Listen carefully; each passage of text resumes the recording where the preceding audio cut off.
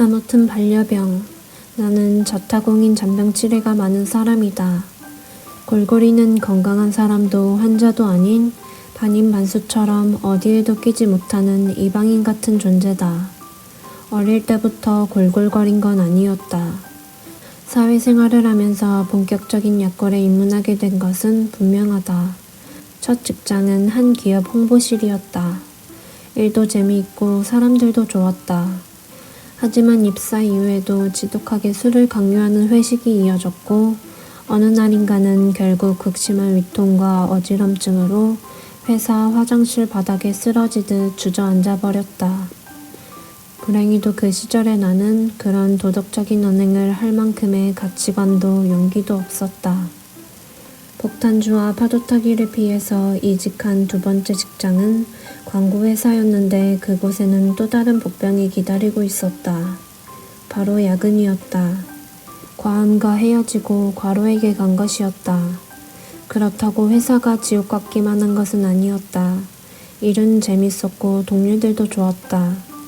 하지만 퇴사할 때까지 집에서 저녁을 먹은 날이 거의 없었다. 나는 일을 즐겼지만 그 결과는 즐겁지 않았다. 내 피로의 첫 신호는 다리가 붓는 것이다. 2차 신호로 식욕이 떨어지기 시작한다. 이렇게 잦은 피로의 악순환에 갇혔다 싶을 때마다 1대 29대 300이라는 하일리 법칙을 떠올린다.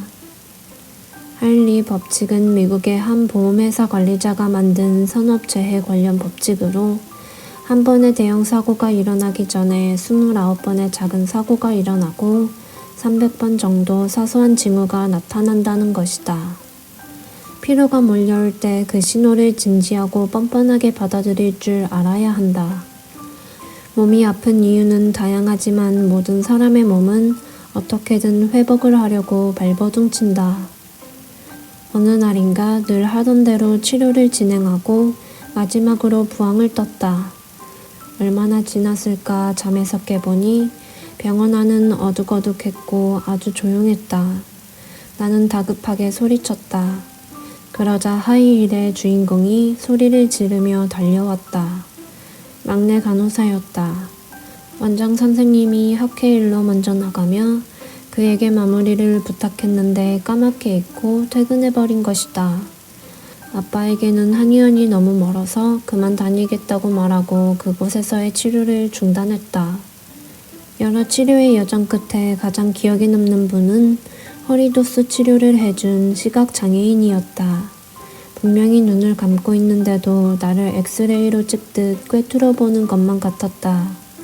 나중에 선생님이 말하기를 시각장애인은 촉각으로 허리의 상태를 파악하고 청각으로 환자가 어느 정도까지 치료를 버텨줄지를 판단한다고 했다.